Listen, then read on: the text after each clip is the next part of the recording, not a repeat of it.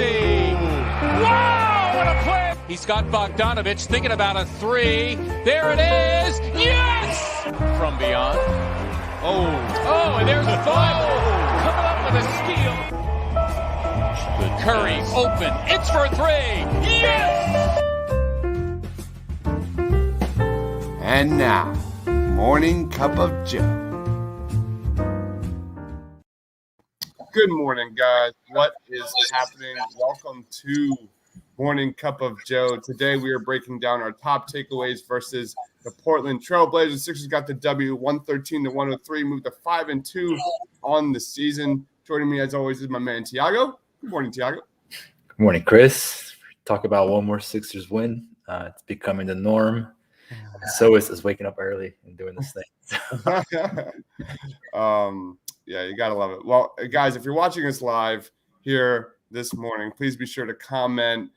We have the Duck123 joining the show. He says, "Yo, good morning, good morning."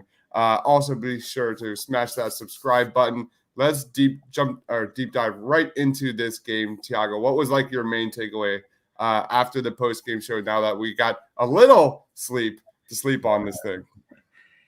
Yeah, I mean, to me, the main takeaway was really how the Sixers kind of manufactured offense without their two best players offensively. So Embiid and Tobias Harris both being out. I thought that was going to be a challenge for Philadelphia to really try to find offense. And it really didn't seem that way at all during the game. I thought that the main takeaway for me was how they move the ball around and how they move without the ball. I think that those were the absolute two key elements of how the Sixers won the game last night. We talked a lot about how Philadelphia's offense can get very stagnant with Embiid and Harris on the court. And this was the case yesterday. And again, this is not to be a knock on Embiid and Harris. I just thought that with the team, the players that were out there, they really kind of bought into, we need to get the ball moving. We need to get the ball kicking. We need to attack closeouts. We need to make the extra pass. And if you go back and you look at how the Sixers got, I think 34 assists they had finished with yesterday. Yep. It was mostly, like you said, just drive and kick. Guy makes an extra pass. The ball rotates. Sixers did a lot of interesting things in the pick and roll. So, guys would flash towards Curry in the perimeter because he's got that shooting gravity. Drummond would roll. A guy would come over to Drummond to cut him off, and Drummond would make the exit pass to the corner. So you really saw the full display of how this can be a lethal offensive team. And it started with the ball movement, which complemented their shooting, which has been phenomenal all year. So, yep. Yeah, like pretty much the entire season, the Sixers have been among the top of the league in offensive rating. Last night was no exception. You said it, Tiago. 34 assists on 40 or 43 made field goals. That's absolutely insane. A season high. Right now, the Sixers have a 115.8 offensive rating. That is number one on this in the league. Number one in the league. If we break it down, it's kind of interesting. The Sixers had 3 quarters where they ended up with 27 points. That's kind of bizarre. But they actually last night they had you would think like no Tobias, no Joel Embiid, the pace might go up because this is like the slowest team in the NBA. They had the second lowest pace this season, which was kind of interesting. You look at this offensive rating last night, though, 124.4 last night. That was the highest mark this season. The last 2 games, they've been over 124. So the Sixers offense is in full gear. And you look at last year when, the Sixers were among pretty much number one defensive team in the league in terms of efficiency. Is this the 2021-22 Sixers, Tiago? Is this what we should expect? Last year, they were the number one defensive team. Are they now, is this Doc's new team where we should expect them to be this efficient offensively? Yeah, I mean, I think they should be better offensively if they continue to train that they started early in the year, which is they're not turning the ball over at all. So, I mean, yeah, they're turning the ball over, but not at nearly the rate that they did in the past. So you're getting extra possessions. You're keeping the other team from scoring on the fast break. So that's been a number one, I think, reason why they've inched up in offense, which is surprising because the league as a whole is down on offense. So if you look at overall, teams are down scoring. I think a lot has to do with the fouls not being called and the three-point shooting being down in terms of efficiency. So, but the Sixers have flipped that script the opposite way. They're shooting lights out from three, 38%. I think it's maybe third or fourth best in the league. They shoot well from two. They don't turn the ball over, and it's been very pleasant to see their offense come together without Ben Simmons, who has his struggles offensively, obviously, but is still a positive contributor on the offensive end, specifically when you talk about pace. So, it's good to see that they can win in different ways. Yesterday was a little bit more pacey, ball movement, speed of play was up. When Jamal comes back, it's going to be more deliberate in the post and the pick and roll. So they're finding out ways to win. Portland is not a good defense, but still they are bottom line, lower end playoff team in the West. So overall, it was all positive trends for the Sixers here at the start of the year. Yep. Ben says, good morning, good day. Niang is a revelation as a stretch four. And Seth Curry, we're going to get into that when we get into my top 5 plays. The other guy I wanted to quickly touch on before we get into Tyrese Maxey's development defensively is my guy, Andre Drummond. Andre Drummond is the first NBA player to have 10-plus points, 15-plus rebounds, 5-plus assists, 5-plus steals, and no turnovers in a game since Hakeem Olajuwon in 1990. That is an absolutely obnoxious stat. Drummond was everywhere last night. Sure enough, he had 6 deflections. Remember last night during the postgame show, I was excited to see 6 deflections by Andre Drummond. He had 15 points, 15 boards, 7 assists, 5 steals, 1 block. He had a team high plus 15. What was his net rating? I want to quickly see what his net rating is because I imagine it's hilarious. His net rating was for Andre Drummond 22.4. Yep, leads the team last night in 33 minutes. What's your quick take on Andre Drummond, man? That he's the next Hakeem Olajuwon. I mean, Chris, you said it, Chris. I didn't say it. You said it. He's been really good, and I thought it was going to be a signing that may backfire towards the Sixers, even though the money made sense. He's always been known to do some wild things on the court and take some nights off. He still does a little bit of the wild stuff. His turnover rate is skyrocketed, but so has his passing and his assist rate. And I think that's been absolutely much needed for what the Sixers want to accomplish offensively with that second unit. They don't have a true shot creator in the second unit, and their way of scoring is manufacturing offense. And, last night was a perfect example of that. I mean, he, passing off the pick and roll, passing off the roll, like that. Those are things that, the Sixers did not get with Dwight Howard. It's something they don't get a lot with Joel Embiid in that scheme. So he brings a lot of that. I think you'd like to see him be a little more consistent on the rim as a scorer. He seems to miss a lot of things near the rim, and rebounding. Even though he posts a lot of rebounds, he seems to miss on a lot of rebounds. So, but I think overall, Andre Drummond's contributions have been phenomenal here to start the year. All right, let's go deep dive into Tyrese Maxey, who has been lights out these last 3 games. The Sixers are 5-2 on a 3-game win streak, and in that stretch, Tyrese Maxey has shown some really positive signs. Maxey is average in that 3-game stretch. Maxey is averaging 14 points, 5.3 assists, 3 turnovers. You don't like to see that, but he's got a 124 offensive rating. He's got an assist percentage of 27%, a true shooting percentage of 76.3, and a defensive rating of 110, which is what I want to talk about today, because the last 3 games, Tyrese Maxey has really shown flashes defensively. Last 3 games overall, holding opponents to 31% from the field, 2 of 9 from 3-point range, and 3 of 12 for greater than 15 feet. And we're going to watch Tyrese Maxey versus Damian Lillard last night, which was, I thought, a fun little storyline, especially with Tyrese Maxey kind of developing, fighting through screens, contesting shots on the perimeter. That's definitely an area of growth that we've seen. Let's start the tape. Here, Damian Lillard starts the game off. So that one, it's Drummond just drops back in coverage.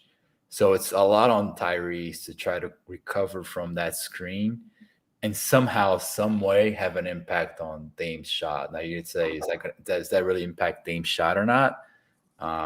We don't know because he's still trailing the trail position. But, he's not – first of all, he didn't die on that screen, which is something that tends to happen with Tyrese occasionally because he's smaller in size. And he really does a great job, I think, of trying to get back, putting some sort of pressure on Dame and, again, getting up in the air without fouling. Tyrese's what he's got to do there. So I thought that's a good play for him to kind of just get started and let Dame know that, it's not going to be easy pickings tonight. Yeah, absolutely. Absolutely. Here's the next possession. Fights through the screens, launches the shot, and Damian Lillard misses from 3. Damian Lillard was awful from 3 last night. I mean, he just could not hit anything. It's going to happen with Dame, but it's about being there with the shot takes off and not fouling him. And Dame will shoot from wherever he wants to shoot on the court. So you really got to be active, and you have to be aware that, at some point in time, this guy's going to pull up, and I can't be caught in midair, where he kind of leans into me and gets the 3 shots. So another positive possession from Maxey. Yep. Here's the next possession. Fights through the screen. This is one of my favorites. We talked about this on the post-game show. But here, Maxey sticks right to him, and his hand is right there, man. Just see his length on display last night. But we kind of emphasized this last night. But boom, there it is, and he forces Damian Lillard to hit the front rim. One of the things about that play, which I thought it was just because the first 2 we saw Drummond kind of just sack back. This time, Drummond, if you go back just a little bit, he actually takes a couple steps up, and that's something we've seen a lot with. We want a little bit more with Joel. He doesn't necessarily just sag back. He kind of stays in this active defending position that gives Maxey just enough time to recover because Dame's thinking, I'm going to pull up here. Drummond's like, no, you're not. He takes one extra step, gets in a defensive position. And if you run the play, Dame kind of hesitates a little bit, and then that gives enough time for Maxey to come back and recover and stay connected. So that's a good example of team defense, not only Max's defense, which is great on that play, like you said, but how the team defense kind of really helped the whole outcome. Yeah, how many steals did they end up last night with? But it was a lot. They were all over the place. Team defense was a major storyline. Yep. Drummond had 5 alone. Yeah, Drummond had 5. The team had 11 steals and 6 blocks. Wow. And we're all over the passing lanes. Let's keep it going. Here's the next possession. It's not that great of a possession, but he misses. Yeah. Let's move on. Here we've got Tyrese Maxey trailing, Damian Lillard. There it is. Same thing. Just pesky. Defense from Tyrese Maxey. And one of the things I noticed about Dame is he's not a particular dynamic passer. I mean, he's tried a couple threading the needle type passes, which were kind of a disaster. So that when he's in that lead guard position, most often than not, he's looking to shoot. And knowing that, I thought the Sixers really played a lot of these positions very well. I mean, they kind of flashed their help defense. They really understood that for the most part, this guy's driving it to score and made it hard on him. So also give credit to the coaching staff and the scouting department to know that hey, this guy, he's going to shoot. Yep. Let's keep this rolling. Next defensive possession here, Maxey. Just another. Oh, Damian Lillard hits this one. Yeah, I mean, that's what he does, man. Yep. All right, now we're in the fourth quarter. Next defensive possession. I think Lillard hits this one, but similar kind of scenario where he's right there, man. He's keeping up with Damian Lillard, which is really impressive. And he gets the shooter's roll there. Here we go, fourth quarter. Fights the screen. Like every time, like he fights the screen and is able to catch up to Damian Lillard. I don't think Maxey was accredited for that steal. I think that was Drummond who had the deflection. Mm-hmm. But he's there. He's right there, man. He's fighting. He's definitely been very active on the defensive end. Next up, go ahead, Tiago. He's got a quickness that like Shake does not have. Curry doesn't have. Korkmaz does not have. So he's got a little bit of that agility, that quickness, the ability to move side to side that none of these guys really have. So he's working an advantageous position from the start. So you really see that really play out in a lot of those possessions. Yeah, man. All right. Next defensive possession. Gets kind of beat there, but look how all right, so here's Damian Lillard under the rim. He's going to dribble it back out, and look where Maxey is, and get to Damian Lillard and contest the shot yet again. Effort. Just that's what it is, man. It's just a lot of effort from Maxey, especially defensively. And any other takes on this game before we get into my top 5 plays? No, I mean, I think we covered it. I think, for the most part, ball movement, the defense, like you said, Chris, they were all great. And, we'll see here how they progress. We talk about the Sixers making a move for Damian Lillard with Ben Simmons. I didn't get the sense that Damian Lillard was very engaged offensively or in the game as a whole, which could be a sign of it's a long season. Or it could be a sign that he's probably a little bit fed up with Portland's approach to winning a title. I mean, you look at Portland, they do not look anything like a championship team. They don't look like they're ever going to get there. I think maybe Dame is seeing the writing on the wall as, hey, we may need to part ways here, because it definitely looked like he was not engaged at all yesterday. He was horrible on both ends of the court yesterday. Absolutely horrible. I didn't even think of that, to be honest, until now. Like, no Tobias, no Joel Embiid, no Ben Simmons, and Damian Lillard's Portland Trailblazers can't even beat the Sixers. That's all you need to know about where they're at as a franchise. They're not going anywhere. I think he said last night where all 10 toes are in Rip City after the game. Because the Sixers were chanting. You go follow my man Austin on Twitter. He posted the stadium chanting, "We want Dame." Did he? Yeah, and apparently Bleacher Report's going to use it in their article, which is really, really cool. It's great the fans show love, but it's also, he's not a Sixers player, and the one Sixers player that's on the roster, he's getting booed and called out on the on the bench, social media, or whatever. So I get where the fans are at with Damian Lillard and Ben Simmons, but support your players. You're trying to win a game. Let's go.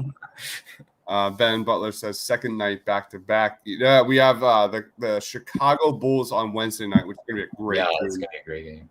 Great game. Bulls are on fire right now. That team is loaded, especially their starting lineup. Yeah. And Tony Bradley, going to see Tony Bradley again.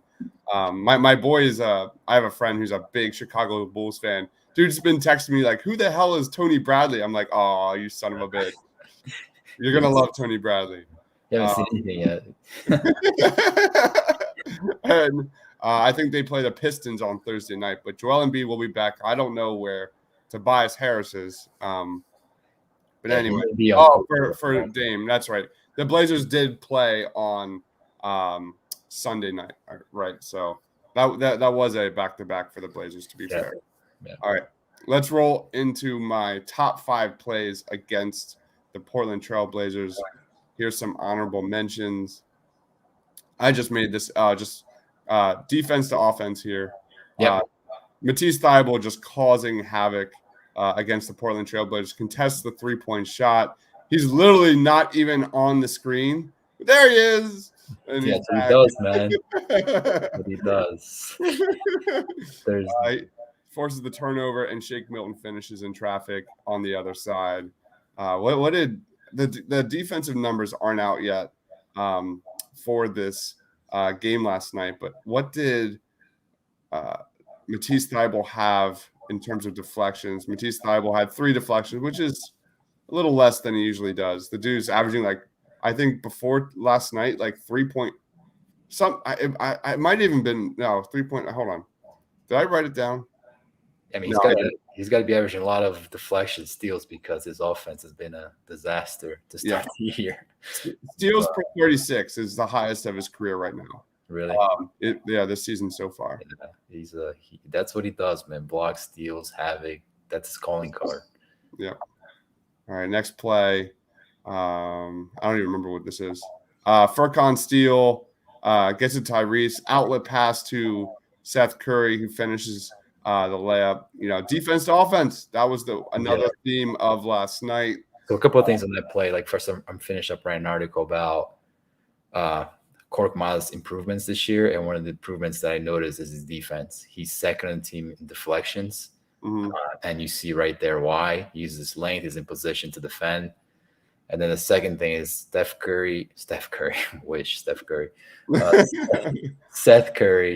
in transition this year has a effective field goal percentage of over 100%. This guy is quietly becoming one of the biggest transition weapons in the NBA. He gets down court, he shoots from 3, he attacks, the empty paint here. This guy has been a blessing in a lot of different areas, and this is just one more area.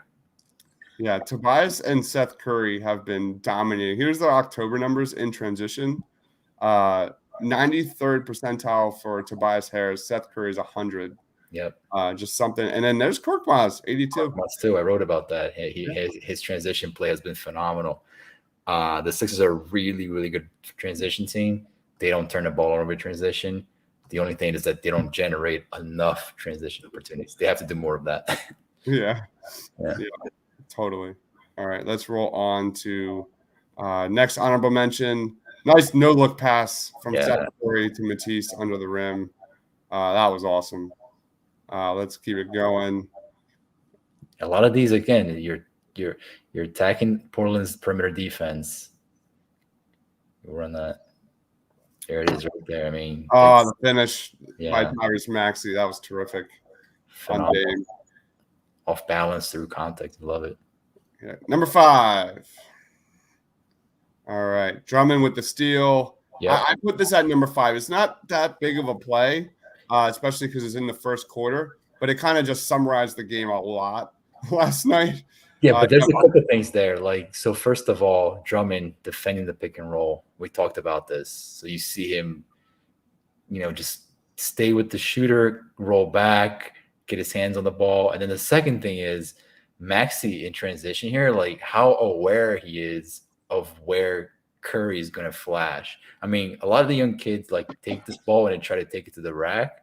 He kind of slows down a little bit, sees Curry, then makes a super precise bounce pass, right there on Curry's pocket. So, I mean, these are the things you love to see from Maxey because he's not a particular very dynamic passer, or does he have a very dynamic vision? I thought that in this play, he showed both the vision, the patience, and the precision to hit Curry in stride. Let's roll on to number 4. All right, we've got Maxey defensively over Dame Lillard. We saw this play when we were breaking down Maxey's defense. Yeah, we saw that. There it is. And then I think Maxey finishes it on the other end at the rim. Maxey's been great, man. He's got his kind of growing pains for sure, but there's not much to complain about. This kid's I think he just turned. Is he turning 21 or it's his birthday is coming up? Yeah, CJ McCollum had a quote about him after the game saying that his speed is a real problem. Yeah. Now, granted, my speed could be a problem for CJ because anything or anybody, but I mean, that's a lot of praise. Says the guy's a really good player. That's coming from borderline all-stars saying this, so that's a good sign. All right, number 3, top plays of the game versus the Blazers. Maxey finds Seth Curry finds Andrew Drummond to Niang for the 3-pointer. So that's what we talked about. Amazing ball movement, man. Exactly, but so if you run the play again, talked about starting the podcast. Sixers set up a simple pick and roll action. Now watch where the defense flows to. So you got Maxey on the ball. Now watch what Curry does to the off defense. I mean, you got two guys right there, like desperate. Like this, there's no way Curry's gonna shoot. So it opens up a lane for Drummond to roll. But then look at Drummond. Like he doesn't just settle here. He makes that extra pass off the roll, and a beautiful, precise extra pass here. So I think is that Niang? Yeah, Niang. Yeah, Niang was fired up last night, like Corey Brewer level fired up. The dude was like. That was great to see. That was a lot of fun last night. Number 2. We've got fourth quarter Furkan Korkmaz, man. He had a couple of big threes. Look at that. That's like Jermaine Jones level arc. Look how high that is. Look how high that is, Thiago. He takes some of these shots. I'm like, there's no way in hell it's going in. He knew the second he released that was in. That was you just let it rip, and just a major shot. Especially it was a 3-point game at the time, and then right after that, next offensive possession, Maxey finds Korkmaz. Boom, quick release. Look at that release, man. All one motion. Yeah, we should all live life with the confidence of Furkan Korkmaz. All right, just. Korkmaz, what? How many points did Korkmaz have? And it wasn't like a huge offensive output, but he had a really good fourth quarter, obviously. And Korkmaz ended up with 15 points, 1 turnover, 5 assists. And point guard Furkan Korkmaz. I don't know what that means for like big picture wise in the playoffs. It's probably going to change significantly, but he has been a revelation this year and really helped the Sixers when. They had a major point guard. They still have a major point guard problem, but he's been terrific. So, yeah, Joe Love. Number 1 play of the night last night. Here it is, Thiago. Fourth quarter, 2 minutes remaining. It's a 7-point game. At this point, I'm watching the game and I'm like, oh man, how do the Sixers blow this lead? Because this was like process Sixers. Like this was a lot of fun watching this game. They played a great game. And I think I tweeted at the point, like, I would have been devastated had they lost this game. You know what I mean, Thiago? Like, unlike a lot of other games, like the fact that you had no Joel, no Tobias, no Ben to beat Damian Lillard and CJ McCollum and the Blazers, that would have been a ton of fun with our young guys. And here, Seth Curry puts this game away here.